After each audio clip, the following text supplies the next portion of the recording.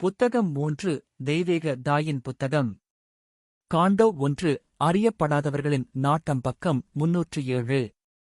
அவர் இருந்த அனைத்தும், அவர் வளர்ந்த அனைத்தும் இப்போது பின்தங்கியிருக்க வேண்டும், இல்லையெனில் பெயரற்ற ஒன்றின் சுயமாக மாற வேண்டும்.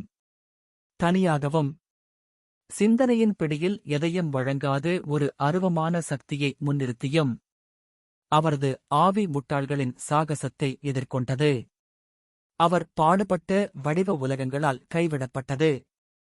இங்கே ஒரு பயனுள்ள உலகளாவிய அறியாமை நிலைகுலைந்தது. சிந்தனையின் நீண்ட தொலைதூர பயணம் அதன் முடிவைத் தொட்டது. மற்றும் பயனற்றது நடிகர் விருப்பத்தை நிறுத்தியது. உதவி செய்யப்படுவதற்கான அடையாள முறைகள் இனி இல்லை. அறிவியல் கட்டமைக்கும் கட்டமைப்புகள் சரிந்து தோல்வியடைந்தன. மேலும் பிரபஞ்சத்தை வைத்திருக்கும் ஆவி கூட ஒளி பற்றாக்குறையில் மயக்கமடைந்தது.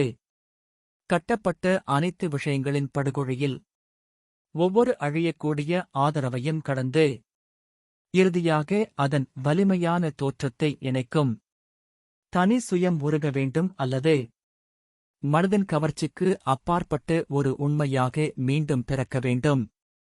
அனைத்து வெளிப்புற மகிமையும் நல்லிணக்கத்தின் இனிமையும் அற்பமான குறிப்புகளின் கருணை போல நிராகரிக்கப்பட்டு இருப்பின் மௌனத்திலிருந்து நிர்வாணமாக கண்டிப்பான ஒரு நேர்த்தியான மற்றும் பேரின்பமான ஒன்றுமில்லாத நிலையில் இருந்தது. டெமியூர்ஜ்கள் தங்கள் பெயர்களையும் வடிவங்களையும் இழந்தனர். அவர்கள் திட்டமிட்டு உருவாக்கிய பெரிய திட்டமிடப்பட்ட உலகங்கள் ஒவ்வொன்றாக கடந்து எடுக்கப்பட்டு ஒழிக்கப்பட்டன.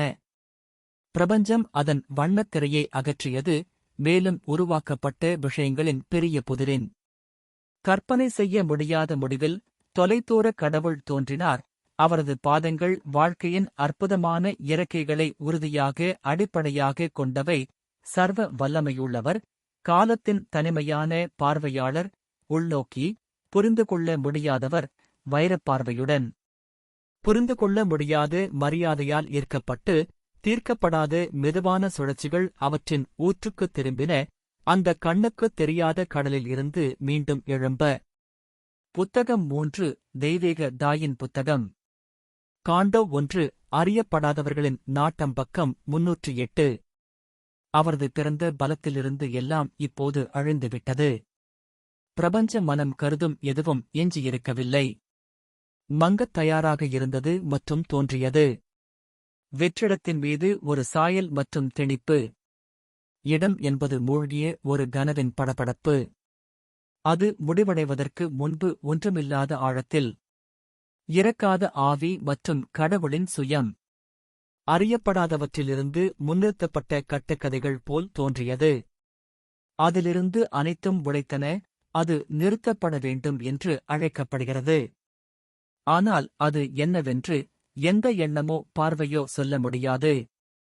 ஒரு உருவமற்ற சுய வடிவம் மட்டுமே எஞ்சியிருந்தது. இருந்த ஒன்றின் மெல்லிய பேய் ஒரு பாறையற்ற கடலில் மூழ்குவதற்கு முன். ஒரு தொலைந்து போன அலையின் கடைசி அனுபவம். அது வெறுமையின் விளிம்பில் கூட இருந்தது போல. அது எங்கிருந்து வந்தது என்பது பற்றிய அதன் வெற்று உணர்வு. விண்வெளி உணர்விலிருந்து விடுபட்ட ஒரு பரந்த தன்மை, காலத்திலிருந்து துண்டிக்கப்பட்ட ஒரு நித்தியம், ஒரு விசித்திரமான உன்னதமான மாற்ற முடியாத அமைதி. அதிலிருந்து நிராகரிக்கப்பட்டது உலகமும் ஆன்மாவும்.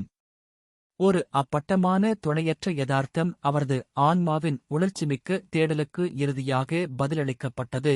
உணர்ச்சியற்ற, வார்த்தைகளற்ற, அதன் ஆழமற்ற அமைதியில் மூழ்கி, யாரும் ஒருபோதும் துளைக்க முடியாத மர்மத்தை வைத்திருந்தது.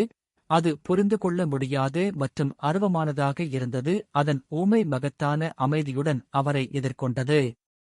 அதற்கு பிரபஞ்சத்துடன் எந்த உறவும் இல்லை.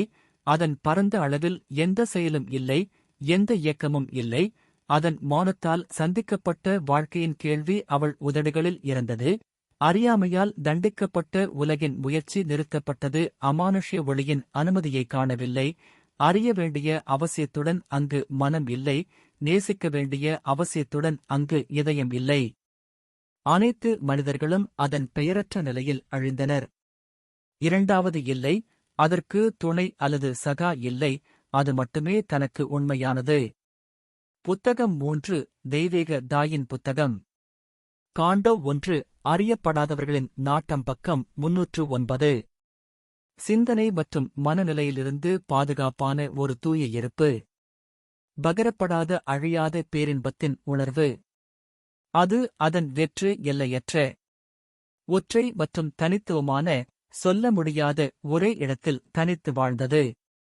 உருவமற்ற, அம்சமற்ற மற்றும் ஊமையாக இருக்கும் ஒரு உயிரினம். அதன் சொந்த காலமற்ற சுயத்தால் தன்னை அறிந்தது. அதன் அசைவற்ற ஆழங்களில் என்றென்றும் அறிந்தது.